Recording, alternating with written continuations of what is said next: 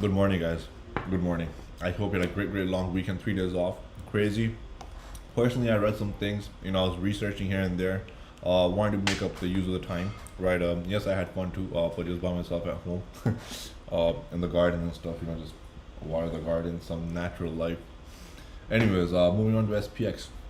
Two things I'll go over on all these my USD.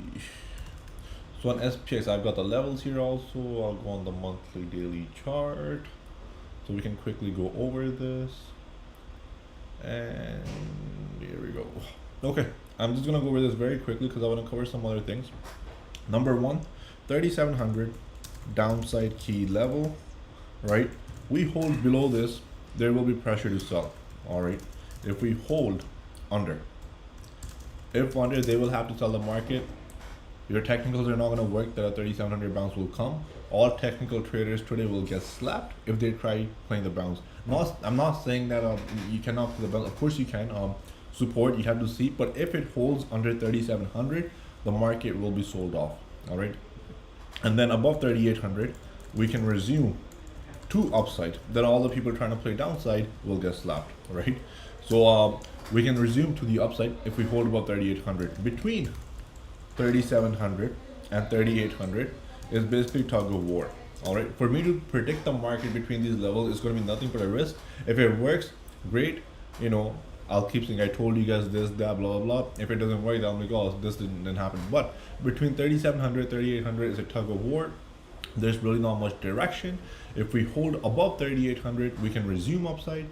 If we're below 3700, there will be pressure to sell. But between 3700 3800, let's see what happens. Another thing, there will be some volatility, I think.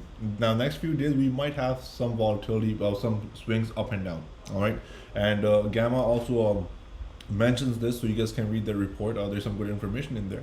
So let's see what happens. All right. So these are the main levels. We've been here for a while. Let's see what happens. Now, personally, I think we might break. The reason being is if we go on DAX. Now DAX is the German, right? They're the 40 German companies on which it tracks. It's weak. If this market is weak and they're coming down, the US will probably most likely follow. Right? I don't know if there will be an inverse. I don't think so. But who knows? DAX is also at a very strong level. Let's see what happens. But today, be careful to the upside. That I will say. All right. And that's it. Let's see what happens. And we have the DAX support at 11,500. 450. That $1,000 move on DAX, if we do get the downside, that is a huge move. That will move the markets around the world. I can promise you guys this much. So keep an eye on DAX. All right, I'll see what happens. And apart from this, Euro USD reminding me of my forex days, and I think I might get back into it because there's a lot of volatility and there's a lot of money to be made. And who knows, I actually might get back into it. But Euro, if I go on the monthly, has come to the new low since 2002. All right, since right here. Okay, now does this impact the markets? Of course it does. That's a huge part, right? So any company last year in 2021, when the Euro USD was $1.20, that's a 20% change almost into the Euro and USD dollar, right? So how does that impact the market? Let's see what happens, right? Always the euro USD dollar has become stronger against the euro, right? Which is usually I don't think is good for the American markets, because USD dollar, when it becomes too strong, then the revenues from overseas, they decrease, right? When they decrease, we miss on EPS and earnings share and whatnot. All right, so let's see how does this impact. I'm gonna look more into it. And here's another interesting chart, USD JPY for the last few months, right? A crazy squeeze, right, from the almost the starting of this year, from 111 to 135, right? I did track these things, of course, because I was into forex before, but I just never mentioned them in the chat, right? Because I just track them because it's something I watch, right? And let's see what happens here, right? That this basically means one USD dollars is 135 Japanese yen, right? So how does this impact the markets? And we're right here near resistance. So where does this go?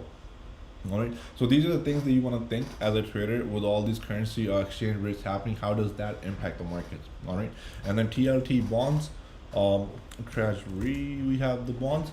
There is some inflow coming into bonds finally, right? So before, our correlation was, if I go on the weekly, before our correlation was, as bonds were coming down, also there was money coming out of bonds, right here. There was money coming out of bonds, and so was the money coming out of equities. But now equities, let's see what's going to happen, but bonds are starting to get some bids here.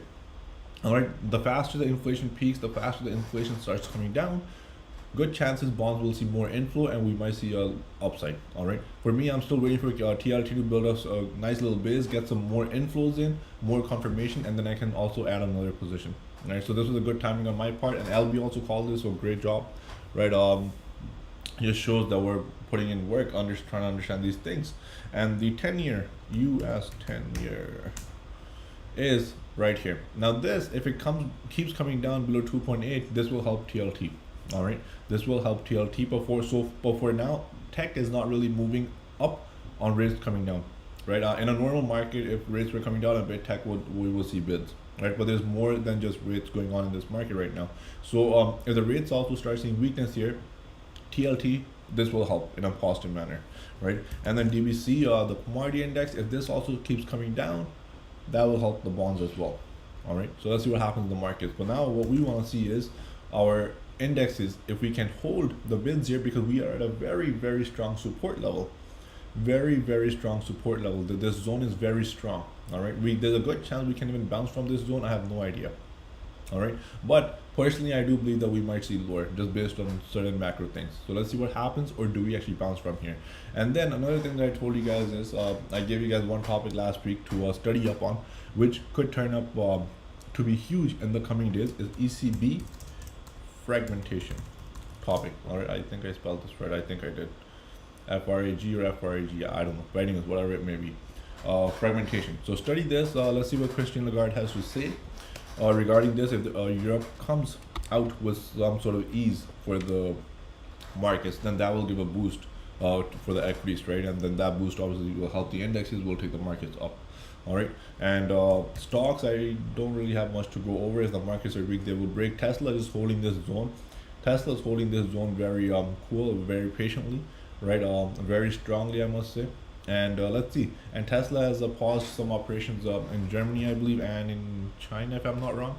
I did post it. I forgot the name of the countries now. But if Tesla breaks down also these levels, what's the level on Tesla? The godly level, 620. Under 620 is going home. All right. But 620 is a strong support. So let's see what happens.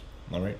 And that's pretty much it, guys. And another stock that I'm looking at is Apple. And Apple also, I think the market will bottom when Apple bottoms. Like I'll put it this way: when Apple bottoms, the market will bottom. Right? I'll write this down here for you guys. When Apple bottoms, markets will bottom, in my opinion. All right. And the zone I'm looking for on Apple is roughly right here, 110, 120, right? 120 zone. So if we do ever get there, that's where I want to see the Apple base, and I think markets will bottom eventually around there. That's just my own opinion. You don't have to follow it, obviously. But I did add some Apple at 140 as well. In the long term, it's not a trade, that's an investment. My second add-in will be here. Why did I add in 140? I'm staying open-minded. Can we reverse from here? Absolutely. Why can't we, right? So even though my bias is to a downside, I do understand that we are at critical support levels. All right. So let's see what happens in the coming months. Stay patient. It's Tuesday, not Monday, so be careful jumping into options at the open. By 10:30, 11, they will lose a lot of premium once if the market goes sideways. God bless, and see you guys back in the chat.